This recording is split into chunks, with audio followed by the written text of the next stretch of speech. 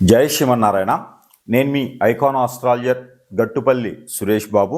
అయితే మనకి ఈ 2025 సంవత్సరం వచ్చిన తర్వాత జనవరి నుంచి డిసెంబర్ వరకు ఉన్నటువంటి పరిహారాలు మనం ముందుగా చూసుకున్నాము. అయితే మనకి ఇప్పుడు ఈ యొక్క ఉగాది నుంచి ఉగాది వరకు ఏ రాసుల వారు ఎలా ఉండాలి, ఏ రాసుల వారు ఏ జాబులు కానివ్వండి, బిజినెసెస్ కానివ్వండి, ఏ వర్క్ మీద ఏ వృత్తిలో ఉన్న వారికి మంచి ఆదాయ వనరులు బాగుంటాయో, ఏ వృత్తిలో ఉన్న వారికి ఉద్యోగులు అవుతారో, ఏ పని చేసిన వారికి మంచి స్థాయికి వెళ్తారో, పేరు ప్రఖ్యాత ఇవన్నీ కూడా ఏ ఏ రాసుల వారు ఏ పని చేయటం వలన బాగుంటుందనేది ఒకసారి మనం చూసుకున్నట్టయితే కనుక మనకి ఈ యొక్క 2025 సంవత్సరంలో మనకి ముఖ్యంగా చెప్పుకోవాల్సినది ఏంటంటే అతిపెద్ద గ్రహాలైనటువంటి బుధ భగవానుడు, గురు భగవానుడు, అలానే రాహువు, కేతువు, శని భగవానుడు కూడా మారడం అనేది జరుగుతూ ఉంది.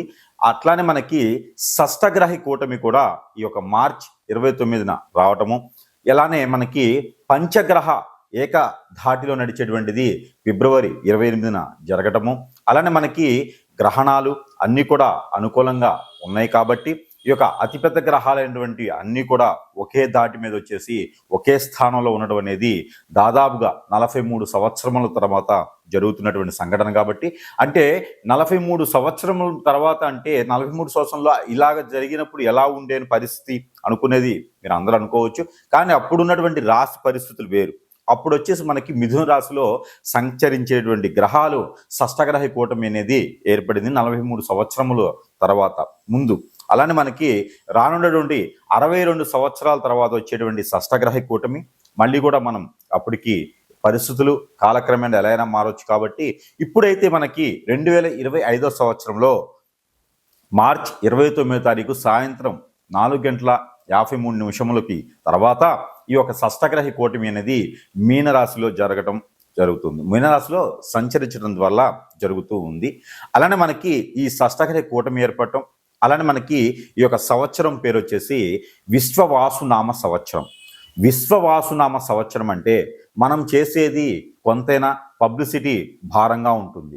ఎలా ఉంటుందంటే మనం చేసేది గురిగింజ సంపాదించే వ్యాపారం, మనకి పబ్లిసిటీ మాత్రం గుమ్మడికాయ అంత ఉంటుంది. అలానే మనకి పబ్లిసిటీతో ఎక్కువ ఉండేటువంటి తత్వాలు, పబ్లిసిటీ ఎక్కువ చేసేటువంటిది విషయాలు, అలానే ఏది ఉన్నా సరే విషయాన్ని చాలా పెద్దగా చూపించడం, భూతత్వంలో చూడటం లాంటివి జరుగుతూ ఉంది. ఇది మంచి ఎంత ఉందో చెడు కూడా అంతే జరిగేటువంటి క్రియ ప్రక్రియలు కూడా మనకి కనబడుతూ ఉన్నాయి ఈ సంవత్సరం పొడుగుతాను.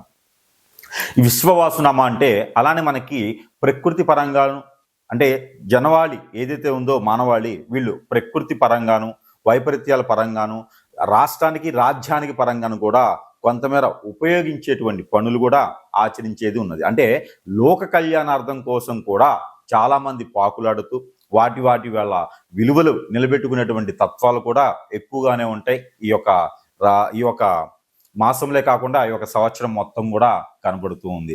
2026 సంవత్సరం రానున్నటువంటి ఉగాది వరకు కూడా ఈ యొక్క రాశి ఫలాలు, వాటి యొక్క రాశిలో ఎవరెవరు ఎలాంటి వృత్తి ఉద్యోగాలు చేసుకోవడం వలన బాగుంటుందనేది మనం ఒకసారి గమనించినట్లయితే, అలానే మనకి కర్కాటక రాశి, ఈ యొక్క కర్కాటక రాశి ఏదైతే ఉందో యుగాది తర్వాత యుగాది వరకు ఈ యొక్క సంవత్సరం మొత్తం కూడా రాణించేందుకు వృత్తి, ఉద్యోగ, వ్యాపారం ఏదైతే బాగుంటుంది అనే దాని గురించి మనం చూసినట్లయితే కనుక ఇక కర్కాటక రాశి వారి ప్రత్యేకంగా చెప్పుకోవాలి. ఎందుకంటే ఈ శని భగవాను యొక్క అశుభ దృష్టి ఏదైతే ఉందో ఇది కూడా శుభ దృష్టిగా మలుచుకునేందుకు మంచి వ్యాపారాలు చేసుకుంటే మంచి వృత్తిలో ఉండడం ద్వారా రాణించేదానికి ఆస్కారం ఉంది. కాబట్టి ఆ మేర కర్కాటక రాశి వారు చేయవలసినటువంటి వ్యాపారం ఇనుము, ఇటుక, ఇసుక, ఇలా కన్స్ట్రక్షన్ రంగాల వారు, బిల్డర్స్, రియల్ ఎస్టేట్ చేసే రంగాలు, స్థలాలు, పొలాలు, అమ్ముకోలత, కొనుగోలు, ఇలాంటి వృత్తిలో ఇలాంటి వ్యాపారాలు చేయడం ద్వారా అత్యున్నతమైనటువంటి స్థానానికి వెళ్ళేలాగా అదృష్టం ఉంది అనుకోవచ్చు. శని భగవానుడు 4వ స్థానంలో ఉంటే అలాంటి స్థానాలు ఎక్కడ ఉంటాయని అనుకోవచ్చు. శని భగవానుడు మీకు 4వ స్థానంలో ఉన్నా, మీకు 2.5 సంవత్సరాల పాటు శని భగవానుడు ఉన్నా కూడా మీకు రాణించేదానికి ఎక్కువ ఆస్కారం కనబడుతూ ఉంది. అది ఎలా అంటే గురుబలం మీకు చాలా దండిగా ఉంది. అలానే మీకు శుక్రుని యొక్క బలం కూడా మీకు చాలా బాగుంది కాబట్టి ఇలాంటి వృత్తి రంగాల్లో మీకు రాణించడానికి ఎక్కువ ఆస్కారం కనబడుతుంది. అలానే మీకు స్వస్థానంలోకి రానున్నటువంటి రోజుల్లో మీకు కుజుడు కూడా వస్తాడు. అందువల్ల మీకు డెసిషన్ పాజిటివ్గా ఉంటుంది.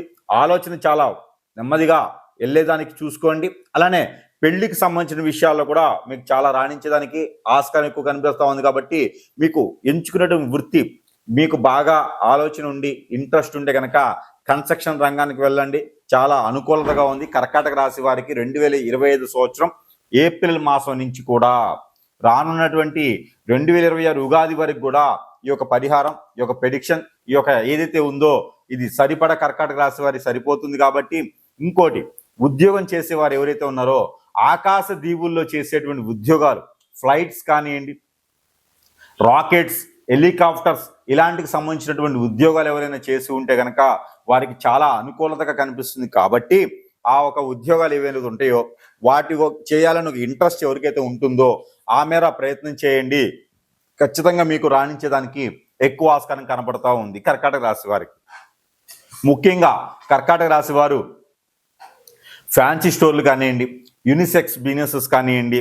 యూనిసెక్స్ అంటే ఈ యొక్క మల్బార్ షాప్స్ అనమాట, మంగళ షాప్స్ అంటారు. మీరు వేరేలాగా అనుకునేలా అవసరం లేదు. మంగళ షాప్స్ కానివ్వండి, ఫ్యాన్సీ షాప్స్ కానివ్వండి, బ్యూటీ పార్లర్ కానివ్వండి, ఇలాంటి వ్యాపార వృత్తులు కూడా చాలా అనుకూలంగా ఉన్నాయి ఈ సంవత్సరం మొత్తం కూడా. ఎవరైనా కొత్తగా మొదలు పెట్టాలనుకుంటే కనుక ఖచ్చితంగా మొదలు పెట్టండి. మీకు చేయూతనిచ్చేందు వరకు కూడా మీకు శ్రేయోభిలాషులు చాలా మంది చేయూతనిస్తారు. కాబట్టి ఖచ్చితంగా కర్కాటక రాశి వారు ఇలాంటి వృత్తి ఉద్యోగాలు మొదలు పెట్టుకుంటే ఈ సంవత్సరం మొత్తం రాణించేందుకు, మరొక నలుగురికి ఉపాధి కూడా కల్పించేందుకు ఉంది. కాబట్టి ఈ మేర ప్రయత్నం చేయండి కర్కాటక రాశి వారు.